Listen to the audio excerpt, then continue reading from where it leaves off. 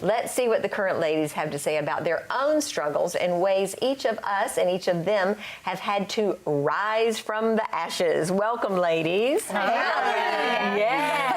Have we had to do some rising from the ashes? I mean, if I went down the line, every one of you would say yes, right? Absolutely. Yes. Right? Yeah. All right, let's hear it. Get specific. Who's had to do what? This is probably one of my favorite topics because when God restores, he restores better than we ever could imagine. And we don't smell like smoke. You know what I mean? Seriously, we have all, I'm sure we can all talk about it, but for me particularly in the past 12 years of being married to my husband, we've experienced so much death and tragedy, I mean, all across the board. And it was one of those moments where time after time again, it seemed like financially was one of the biggest areas. And we would do our due diligence and we would do what we needed to do, but then we'd have $20 left over. And we'd have 2 weeks before the next paycheck would come in. Losing 3 children, losing a house, a car, almost losing my marriage, not once, but twice. And in the process of it, God saying, be obedient, listen to my voice, my slow voice. I will show you how to do all of it. And so God has restored so much. We have 4 amazing kids. We've paid off $95,000 in debt. We are building a house right now. I mean, I have a business, you know, and God is multiplying that. But not only that, because of that brokenness, because of what God allowed us to go through, absolutely, but what he has restored us through, I'm able to look at someone and say, I know exactly where you have been. And because of my brokenness, I have more compassion for people in that area.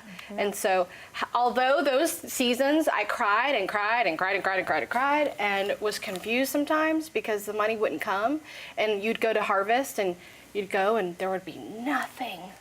But now is a season where God is just multiplying. Well, that was what I wanted to ask you, Giselle. When you were going through those horrific times, did you ever curse God? I don't mean literally, but did you ever get so discouraged that you didn't think there was going to be a way out? I think the pain was so severe that at times I felt it was just easier to retreat and go back and say, I don't want to do this. I don't want to do this. Because like when I found out I was pregnant with my 3rd child, I was not, I wouldn't want to say devastated because I'm so extremely happy to have my kids, but I was like, how are we going to pay for them? Yeah. And then when I found out I was pregnant with my 4th child, I was like, oh my gosh, you know, having 4 kids under 5 years old. Come on, having a cop as a husband who does not get paid enough. It was hard. It was really hard. So it's hard going through it. Looking back, it's easy to see God's faithfulness. Yeah, because every tear he has turned it into something amazing. And I have been able to pray for people like never before. I have someone in my life right now. The first moment I met her, actually, she had experienced her 2nd miscarriage. And she now has a beautiful baby girl. Because we were able to come alongside of her and say, you know what God has done for me, he is going to do for you. Hallelujah. What else? What are some other pits that you all have risen from? You know, just hearing your story, it's just so powerful to me because I think, like you said, we've all gone through so much. And I have to be honest, I've been through the time when, you know, after all that I have been through, you know, I don't know if I need to repeat it again, but losing my mother at 6, losing my father, losing my brother. I mean, let's just keep going. And then having betrayals where you lose everything. We got rid of our home and blah, blah, blah. I mean, people out there know what we're saying. I heard Jensen Franklin, who did a message, and it just so ministered to me because he said, God is not only the God of what you have, because everything we have, God's given it to us. I mean, all good things come. I just believe God has blessed us. But he also is the God of what we have, what we've lost. But he also, more importantly, is the God of what we have left. And that ministered to me so much because he said these words. He said, if God has allowed you to lose everything you have, or you've lost someone, or you've lost a friendship, or you've lost a marriage, or you've lost a child, or you lost a home, God is sovereign. And he must know that you don't really need that to accomplish what he has for you. And for me, I had to deal with that of just, God, where are you? You know, when you're raised in a home where God is good, God is this, and you confess that all the time and you believe it. And then all of a sudden, like Job, everything is gone. And then I love what Job said. Job said, though you slay me, That means he knows that it was coming from God himself, right? He said, though you slay me, I still trust you. And for me, I had to deal with that issue for a long time of, God, where were you? Why? And you know, I'm so thankful that you can read Psalms and hear David, that he got honest with God, and God wanted his honesty. And I just encourage anyone that's out there who's hurting, God's got big shoulders. And you can tell him, I don't understand. Who is this God that I've read about, that I have believed in, that all this has happened? But then it's to turn around and trust him, that no good thing will he withhold to those who walk uprightly, that what we think looks dead, God can speak to it and life can be brought back. Amen. When you say David, I think that I was listening to Giselle and I was thinking, a broken and contrite spirit the Lord will not despise. That's the Lord. I believe many of our ministries, many of our comebacks in life are because of the setbacks and the brokenness in our life. How effective can we be in reaching the hurting and loving on people who are hurting if we've really never hurt? You don't know how that truly feels until you've experienced it and you've walked. And God allows it. He does. He doesn't ever bring every good and perfect gift comes from God. He doesn't ever, give us that, but he allows it. He allows it to happen because it's going to break us. Have you had some of that in your life? Oh, Mo? yes. Get specific with us. What? Well, I think probably a big change in my life. I ministered to the hurting, hungry, and the homeless for 6 years in my position as the outreach director. And it was in my 6th year that I lost my great niece, who was 15 months old, to brain cancer, who was like a granddaughter to me. And we almost lost our home, and I burned out at my position, and I was dealing with one of the most difficult people I had to ever deal with in ministry, and it all came at once, and it was a very huge piling effect. And it wasn't until I had finally listened to God. He had told me a year before it was time to go home and write and teach. I needed to go home and study and do what I needed to be doing, and I just couldn't let go of that position. It wasn't until I finally had resigned from my position, went home to study and figure out what God had for me and heal from the grief of my I call her my granddaughter because she was really more like a granddaughter to me. But it wasn't until I was home almost a year when God said to me, for 6 years, you ministered to hurting people, and you did pretty good. You did pretty good. You loved on them. You showed them, me. But now you can really minister. And it's true. Now I really know how hurting people feel. I really know how it feels to lose loved ones. I really know how it felt to almost lose our home. I really knew these true feelings. But what was your response when you were going through it? That's what I'm always curious to know. I think because I probably needed counsel. I needed a counselor, and I just went to the Mighty Counselor. So I just went back to my secret place of the Most High on my back porch swing, and I just sat with the Word, and that was my healing. But I thank God that I knew to run to Him and not run from Him. Right. Because I had Him long enough to know I'm not going to do well without Him. So you weren't angry and you weren't questioning God's sovereignty? Not ever questioning His sovereignty. You always question when you lose a child, how can this be part of your plan? Yeah. Single mom, there had to be some pits moments, right? Yeah, but even before that, and I don't talk about this much, I talk about being a single mom.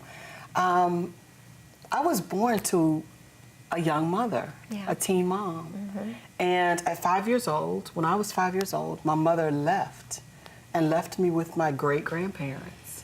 And so I didn't grow up with my mother or my father. In fact, my father disowned me until I was about 17. And so my early years were very interesting years because I was estranged from either of my parents. And how I made it through that time in my life, it was nothing but the grace of God. But I do believe that is part of the reason why I became a teen mom. Because that love that I craved and that I needed so desperately from a parent, I sought it in others. And so these men that I became in relationship with, it became easy for me to become promiscuous with them, if you will. But in all of that, I can say that there was probably never a time in my life where I felt like God wasn't there. if that makes any sense. I always knew, even as a child, that God had a great life for me. I grew up in a Christian home, so I knew that. I didn't know what that meant. I didn't know what it looked like. Here I was, abandoned by my mother, disowned by my father, but I still believed that God had a great life for me. And the life that I have today is far greater than anything I ever could have imagined. I told my daughter this morning, I stand in the mirror and I talked to that little girl that was abandoned by her mother and her father. And I say, but look what God has done. And so I'm saying that to say, yeah, we have our difficulties, we have our hard places, but if you can just remember that God has a life, He has a purpose. And out of all of those things, it gives me the ability to be able to witness and to minister to other people that have been in those difficult places. Barbara, a month before I got married, my house burned to the ground. I've been in some interesting, you want to talk about ashes. Yeah, Yes. literal ashes. I mean, I've been in some really interesting situations. But But you've never turned your back on God through all that. That's No. what's so neat. But you know what? For me, it was, I can remember laying in my bed when my kids were little, when they were very young, thinking, I don't know how I'm going to do this. And I can clearly remember saying, God, if you don't do it, we are going to die. All I had left to trust, I had done everything I knew how to do, and everything I knew how to do failed. Everything else. So the only thing I had left was my faith in God, my trust, my hope in God. And I held on to that with everything I had, and literally started to just eat that word. Yes. And it was like I need something that's gonna help sustain me. And little bit by little bit, I learned the word and I applied it to my life. And here I am, my oldest child is 37. 37 and 15. Yes. Yeah, and people say to me all the time, you couldn't possibly. Yeah, I do. And what you see is the grace of God. Yes. Everything that I have, it's the grace of God. Because I wasn't strong enough to get through the things I went through, but He kept me. You minister to us all the time, Deborah. We love you so much and love your story, and the transformational power of God in your life is amazing. Yeah, it is amazing. It is. And Leanne, I mean, you know, we all sit up here and we look pretty put together, right? We got Giselle does our hair and our makeup, Thank and we wear goodness nice for clothes. Giselle. And And Brandy. And Brandy. And what people don't know, and we want people to know that. We want to be transparent. We want our viewers to see that God has been rich in our lives, or we wouldn't be sitting up here today telling you about the grace of God and God's transformational power. Leanne, you've had struggles even in your business, right? I have, and I'm sitting here listening, and I always say this, but I have to say it again, that comparison is the enemy of contentment. And so I say, like, wow, Lord, why did you make them struggle more than me? Sometimes I used to say that. I don't say that as much anymore because I think with my husband and I, we thought we were so smart, and we bought a business, and we almost lost everything. And so, but I laugh about it now because everybody's struggles are real to them at that moment. And so, although it doesn't sound like mine is a struggle, it was so struggle. And I actually did get mad at God. I was like, are you kidding me? I've always been so faithful. I've been a tither. I mean, I really got very irritated with him. Like, I'm like, are you kidding? And he had to literally like put my nose, you know, in the ground and take almost everything away for me to really remember that it was all His, and anything that I'd ever been given what came from Him, and that I had no right to, you know, and I remember thinking, oh, He can handle it. You can get mad at God all day long because He's God. And He has big shoulders, He has right? big He does, shoulders. and he wants to know. Yeah. He already knows. He knows what you're already thinking. That's you might right. as well be So real. you might as well tell him, right? And me, we're so honest in our family, it all comes out. But I got so close to Him, right? When we only in our sorrows and in our hard moments do we put our face to the ground and get humble, and it's so wonderful. And you know, Barbara, you know what I think? I think God starts with the end in mind. Absolutely. Okay? Meaning this, God knows who He called you to be, me, you. Yeah. And the things that we go through is really about our preparation Yes. to fulfill our purpose. Yep. Which is so God knew- different. We're all so different, thank goodness. Yes. What he created me for is not the same as what he created Mama Barbara for. That's right. Okay. And It's so true. the things, you know, and we go to school and we get an education and all of that, and that's great. But the education you're going to get is through the Holy Spirit. Yes, Amen. he's our And teacher. going through the things that you go through in your everyday life, and those things prepare you, and they give you exactly what you need to be able to minister to those people. And you're minister with. to those people, and also to create us, to make us become more and more like the image of God. That's what He's doing to each one of us. And you may be going through a struggle today, and maybe you're in the ashes and you haven't risen from the ashes yet. We just want to encourage you to keep your faith and to stay strong and know that God is faithful through it all. I just have to defer back to the ladies one more time for a final verse. Does anybody have one verse that's just like really that you're dying to share? You know, Romans 12:2. I'm just going to do not conform to the things of this world. You but stole be mine. All transformed, three. I know. By the renewing of your mind. You've got to get in the Word. Absolutely. And let the Lord just wash the pain.